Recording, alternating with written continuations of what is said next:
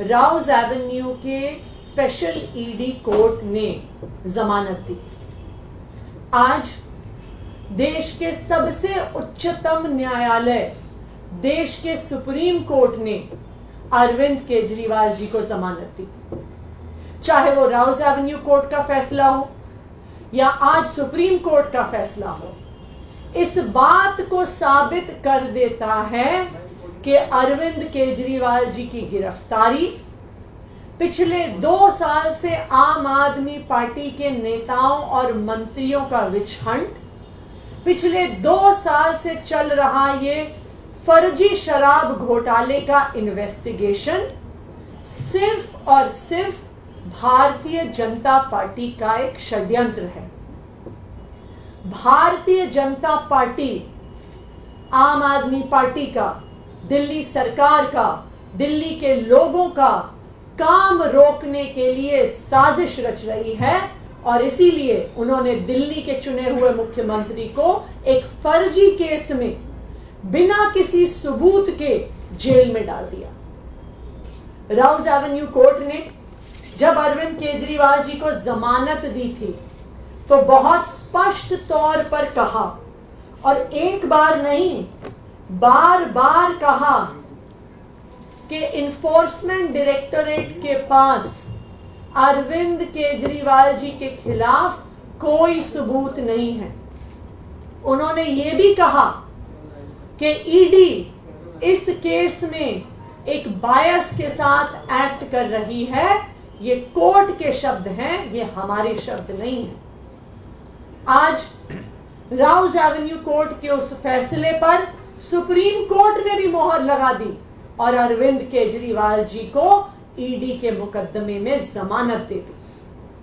लेकिन भारतीय जनता पार्टी को यह पता था, उनको पता था कि राउज एवेन्यू कोर्ट से जमानत मिल गई है, उनको पता था कि सुप्रीम कोर्ट से भी जमानत मिल जाएगी। इसीलिए उन्होंने एक और षड्यंत्र रचा और सुप्रीम कोर्ट में जिस दिन अरविंद केजरीवाल जी की जमानत का केस आना था, उससे पिछले दिन अपने एक और राजनीतिक हथियार सीबीआई से अरविंद केजरीवाल जी को गिरफ्तार करवा लिया। क्यों किया गिरफ्तार सीबीआई से? सिर्फ और सिर्फ इसलिए गिरफ्तार करवाया कि अगर ईडी के केस में जमानत मिल गई तो अरविंद केजरीवाल जी बाहर आकर 10 गुना स्पीड से दिल्ली के लोगों का काम करने लग जाएंगे। और भारतीय जनता पार्टी का षड्यंत्र रुकता नहीं है, इसलिए सीबीआई के केस में अरेस्ट किया। मैं आज भारतीय जनता पार्टी को यह कहना चाहती हूं कि इस देश के एक के बाद एक हर न्यायालय ने आपके षड्यंत्र का पर्दाफाश किया। एक के बाद एक न्यायालय ने कहा है कि अरविंद केजरीवाल जी के खिलाफ सबूत नहीं है और आज एक के बाद एक हर न्यायालय अरविंद केजरीवाल जी को जमानत दे रहा है। मैं भारतीय जनता पार्टी को यह कहना चाहूंगी कि अपना घमंड खत्म करिए, अपना अहंकार खत्म करिए और बाकी पार्टियों के खिलाफ, लोकतंत्र के खिलाफ षड्यंत्र रचना बंद करिए। सत्य परेशान हो सकता है लेकिन पराजित नहीं हो सकता। अरविंद केजरीवाल की यह जमानत आज पूरे देश के सामने यह साफ कर देती है कि अरविंद केजरीवाल सत्य के साथ खड़े थे, खड़े हैं और खड़े रहेंगे। अब मैं चाहूंगी कि संदीप जी और सौरभ जी अपनी बात रखें।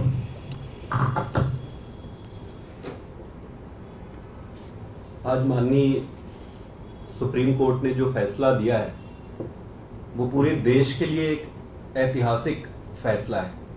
कई फैसले ऐसे होते हैं जो देश के लिए एक दिशा निर्धारण का काम करती है। आज जो फैसला आया है वो बड़ा स्पष्ट कर देती है कि जो तथाकथित शराब घोटाला भारतीय जनता पार्टी द्वारा जो रचित है वो पूरी तरीके से सुप्रीम कोर्ट ने उसको ध्वस्त कर देता है। सुप्रीम कोर्ट में जाने से पहले इस पर special court, PMLA special court का ऑर्डर आया था। उस ऑर्डर को पढ़ने पर किसी भी व्यक्ति के मन में ये संदेह नहीं रहेगा कि भाई ये केस क्या है। उस ऑर्डर में 3-4 चीजें बड़ी स्पष्ट लिखी हुई है। पहला कि कोई पैसे का लेन देन नहीं हुआ है। दूसरा, पैसे की कहीं एक चवन्नी की बरामद नहीं हुई है। तीसरा, अरविंद केजरीवाल जी का और पार्टी का दूर दूर से किसी चीज में कोई नाता ही नहीं है। जब करप्शन ही नहीं है, इस पे तो नाता का सवाल ही नहीं है। और सबसे इंपॉर्टेंट चीज कि उसमें ईडी के इंटेंट को ये मार्क करने वाली बात है। कोर्ट के ऑर्डर में ईडी के इंटेंट पे बड़ा क्वेश्चन मार्क लगा है कि ईडी जो है बड़े एक मैलिफाइड इंटेंट के साथ काम कर रही है। ये बहुत बड़ी बात है। जब कोई एक एजेंसी अपने खोटे नियत के साथ किसी पक्ष के साथ व्यवहार करती है तो वो बहुत गंभीर विषय हो जाता है। स्पेशल कोर्ट के बाद मुद्दा आज सुप्रीम कोर्ट में आया। सुप्रीम कोर्ट में एक बड़े प्रश्न पर विचार किया जा रहा था। और बड़ा प्रश्न क्या था? वो बड़ा प्रश्न ये था कि क्या ये पूरे का पूरा अरेस्ट ही इलीगल है? तो कोर्ट ने अपने तरीके से अध्ययन करके इसको बड़े बेंच के पास भेजा है। जो भी होगा वो देश के लिए अच्छा ही होगा, दिशा निर्धारण होगा आगे। लेकिन कोर्ट ने इंटरिम बेल ग्रांट किया है अरविंद केजरीवाल जी को। अब आपको ये समझना होगा कि पीएमएलए में जब सारे तथ्य और साक्ष्यों को देखकर सभी सबूत ये जो दिए हैं उसको एग्जॉस्ट करने के बाद ही ऐसे इंटरिम बेल या बेल दिए जाते हैं। तो मेरा ये सबमिशन है भारतीय जनता पार्टी से कि हर कोर्ट में आपको मुंह की खानी पड़ रही है और ये केस सिर्फ आपके द्वारा रचित एक सर्कस है। तो इस सर्कस को बंद करिए। देश का और जनता का और खास करके दिल्ली की जनता का समय व्यर्थ ना करें।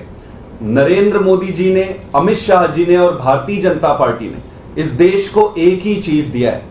हर व्यक्ति का हर कार्यकाल की एक देन होती है कि भाई इसने क्या दिया, इसने क्या दिया, इसके कार्यकाल में क्या मिला। तो भाजपा के मोदी जी और अमित शाह के कार्यकाल में एक ही चीज मिला है उस देश को, और वो है ये तानाशाही की ऐसी व्यवस्था जिसमें जिस राजनीतिक दल और राजनेता को ये सामने से हरा नहीं सकते या उनका सामना नहीं कर सकते, उनको गलत तरीके से, फ्रॉडुलेंट तरीके से षड्यंत्र करके जेल में डालना या उनको फंसाना, इसको बंद करना चाहिए। देश का बहुत समय वेस्ट हो रहा है। हमें नई राजनीति करनी है, देश को आगे लेकर जाना है।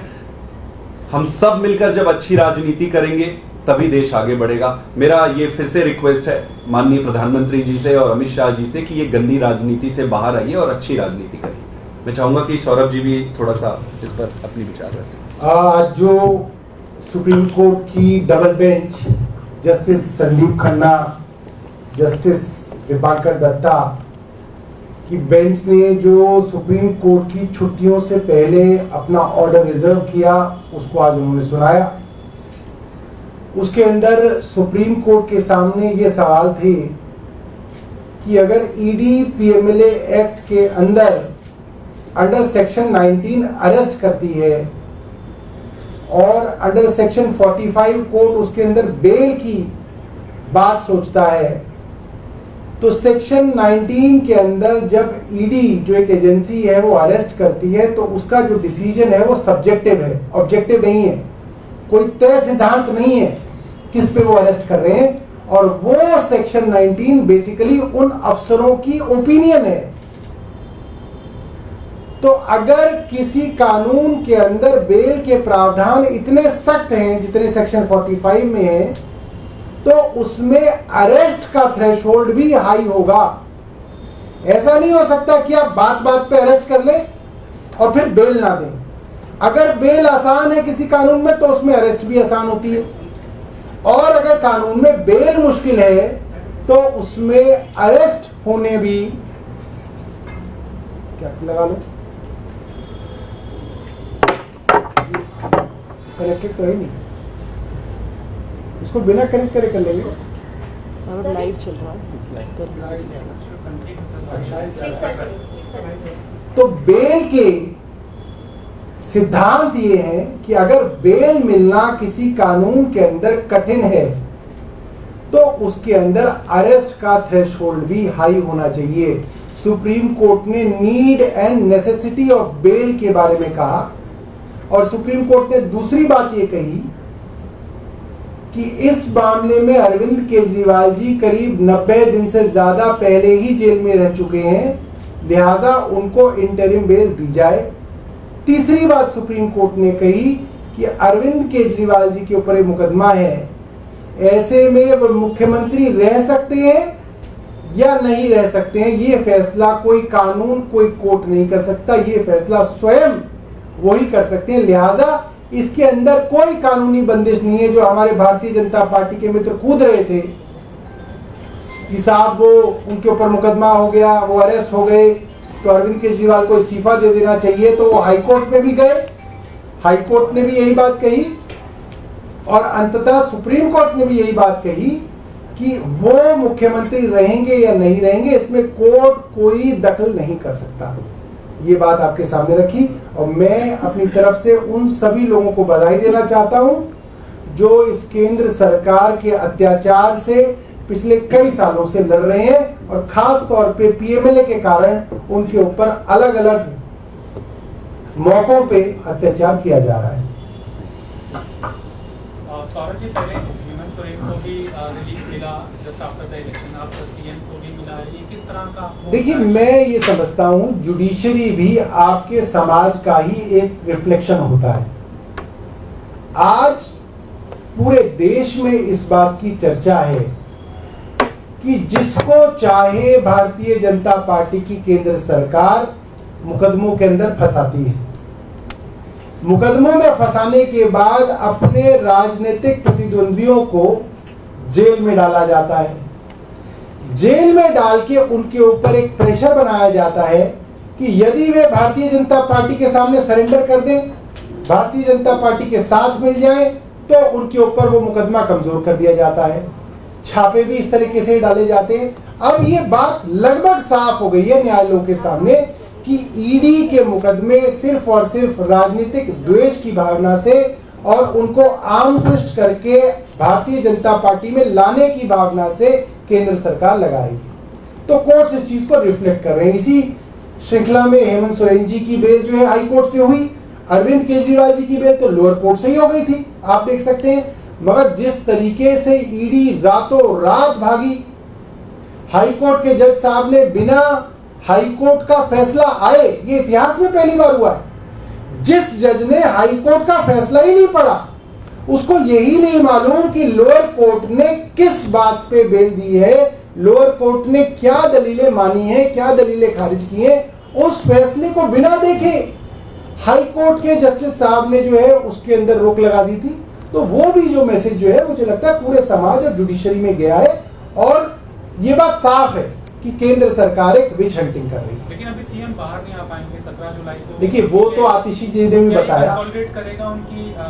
देखिए, बार बार पहले सुप्रीम कोर्ट ने इंटरिम बेल दी, पीएमएलए में मिलती नहीं है, उन्हें मिली। फिर लोअर कोर्ट में न्याय बिंदु जी ने उनको बेल दी। अब देश की हाईएस्ट कोर्ट ने उनको इंटरिम बेल दे दी। आप इस बात को समझिए, जैसे ही न्याय बिंदु जी ने अरविंद केजरीवाल को ईडी के मामले में बेल दी थी, ये बात केंद्र सरकार को समझ में आ गई थी कि अब गई भैंस पानी में, अब अरविंद केजरीवाल बाहर निकलने वाले हैं। इसीलिए सीबीआई जो है रातों रात अरविंद केजरीवाल के यहाँ गई, तिहाड़ के अंदर उनको उन्होंने अरेस्ट किया। 2 दिन के लिए फॉर्मेलिटी के लिए जो है 3 दिन की उनकी जो है इंटेरोगेशन करी। अब जो है ये कह दिया कि जी इन्होंने, सीबीआई ने भी इनको अरेस्ट कर रखा है, सिर्फ इसलिए कि कहीं गलती से अरविंद केजरीवाल जी की बेल सुप्रीम कोर्ट में हो गई तो उनको उसके बाद भी जो है जेल में रखा जाए। बट मैं ये मानता हूं पीसी एक्ट जो होता है, प्रिवेंशन ऑफ करप्शन एक्ट जो होता है, वो मोटे तौर पे सीआरपीसी से गवर्न होता है, जिसके अंदर bail is a matter of right. इस सीबीआई की बेल के अंदर सीबीआई को साबित करना पड़ेगा कि इनको जेल में क्यों रखना है। ईडी और पीएमएलए के मामले में जो एक्यूज होता है उसको साबित करना पड़ता है कि मैं बेकसूर हूं। तो इसके अंदर जो बर्डन ऑफ प्रूफ है वो सीबीआई के ऊपर है और मुझे लगता है सीबीआई में तो बहुत सारे जो एक्यूज हैं एक्साइज केस के अंदर, उन सबको बेल मिल रखी है। वो सिर्फ पीएमएलए के अंदर जो है उनको बेल नहीं मिली थी, जिसकी वजह से वो जेल में थे। तो it's a matter of I think some time कि ये सीबीआई की बेल के अंदर जब मामला आएगा तो हमें उम्मीद है उनको बेल मिलेगी और अरविंद केजरीवाल जी दिल्ली के लोगों की सेवा करने वापस जो है लौटेंगे।